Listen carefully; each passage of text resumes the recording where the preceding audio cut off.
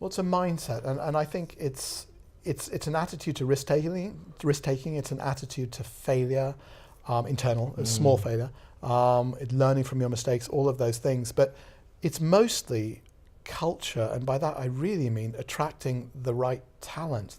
And I think many corporates that I've seen actually have too long a tenure of employees. I think that's one of the other issues. Is when you get to, I remember saying this to myself, I'd led to other people last minute, when I'm the guy in the meeting who kept saying, we tried this once and it didn't work, then I should go.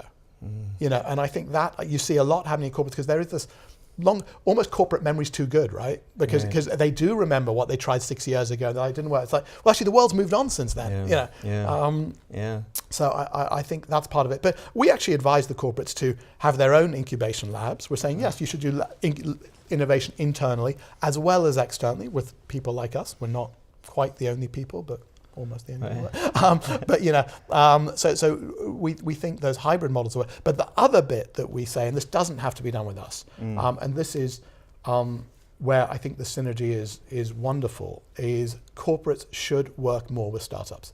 Startups and corporates are a marriage made in heaven, actually, because corporates need that innovation and experimentation, and there are many different ways they can work with startups, and startups need the credibility and gravitas and the ability to scale that corporates can give. So the idea that startups are free R&D for corporates, I think is catching on more now, but I think it went through a sort of cold winter. Right. But I think now we're seeing more of it, which is why, to be honest, for our consultancy business, Founders Intelligence, we often feel like we're pushing on an open door. I remember seeing a very big FTSE 100 company, and the meeting was just perfect. The day before, they had a board meeting saying we need to work more with startups. Right. And then in comes us, and I said to our CEO that business, I said, if we don't convert this one into a client, then we really are doing something wrong. Let's add a few zeros on, because we heard that what they said yesterday. No, that's brilliant. Because studying back on lastminute.com, I again watched an interview with you. I'm not a stalker. I'm just doing my good research on you. Don't worry.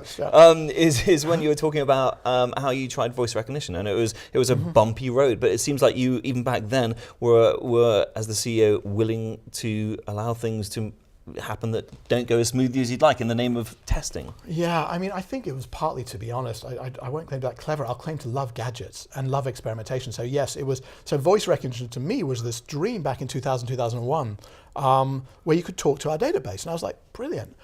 So we tried it, we played around. It was more of a marketing thing at the time. It didn't, voice recognition just didn't work that well. But we did other things then, like we had location-based deals discount deals on WAP phones, if people remember WAP phones. Again, WAP was not ideally suited to this, but we did, and those business models sort of became Groupon and others. So we also did Just Eat's business model before that existed. So we did restaurant food delivery back in 2001. So if anything, I'm disappointed by what's become of that lastminute.com brand. I try not to be, Martha and I try not to be like those two people in the back of the Muppets who used to criticize their past. So, but it's disappointing to think that lastminute.com only launched a mobile app, I think, last year.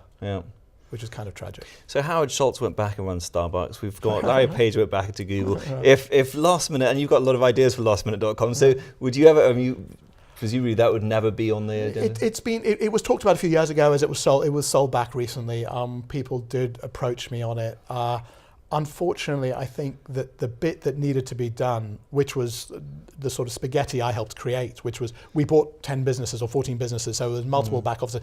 There was all that complexity at the back end, wasn't fixed in 10 years since I sold it. Okay. If that had been fixed, it would have been more exciting, because then you could move quickly. Now I actually think there's an opportunity. I think a newer entrant could do what lastminute.com should do, which is everything at the last minute, which the mobile phone's the perfect device for. Better, dare I say it, than Last Minute will be able to do, because I think they're going to be hamstrung by pace. Well, you must be out of your non-compete by now. You've got Founders Factory. But looking forward now, I think very quickly after I sold it, I was so obsessed with that I wanted to just keep myself busy on everything else. And it was sold, it was the past, it was absolutely a reasonable ending. Last question, if I can, Brent, because I know we've only got a certain amount of time with you. Trends, talk about cliches. You said this, I think, at one of the embassy meetings in Helsinki. You said trends are your friends, and I don't know if that was after a few glasses of wine or not, but it's a type of thing. But you have, you rode the internet trend very, very well, and part of innovation, as you know, is all about putting some bets on where the future might be. But how can you keep a finger on the pulse, whether you're CEO of a FTSE 100 or a new startup entrepreneur, trying to line your business for the future, how can you have a finger on the pulse of what's coming up next?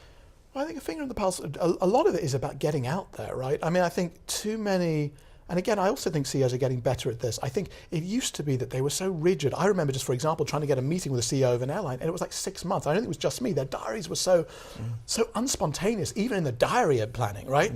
So I think it's about them being more spontaneous, getting out there, feeding off, sucking in insights from smart younger people. So I think there's a lot about youth, although I think we've passed the cliche, which is the sort of CEO saying we must do this because my teenager daughter does it. You know, so I hope we're getting more sophisticated in that. But I think lots of the trends are actually the broad trends are pretty obvious, whether it's artificial intelligence or big data or Internet of Things, or that health tech's going to be disrupted and ed tech's going to be disrupted and government as a service is going to be disrupted. You know, there are all these obvious sort of trends, but then it's how do you play into that isn't quite as obvious, and that's where you need to, I think, probably just give your smartest people time to think about it.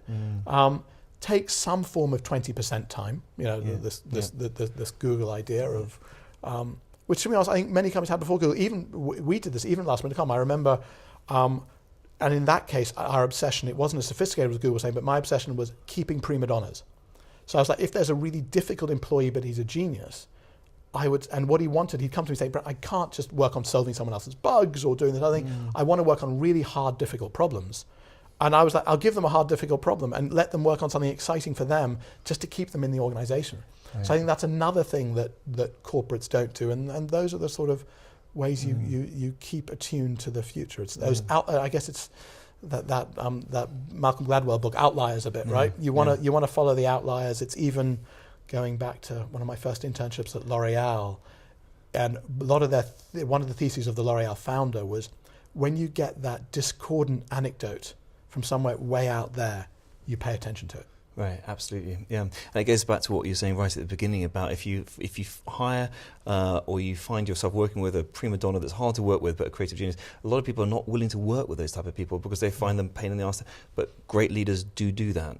And they find a way to keep them, absolutely, because they're not scared of them. They know they can channel them in the right way. That's right. I hope I'm going to be more of a pain in the arse when I get back to work. Me too. Brent, thank you so much for your time today. I really appreciate it. Thank you, sir. Thank you.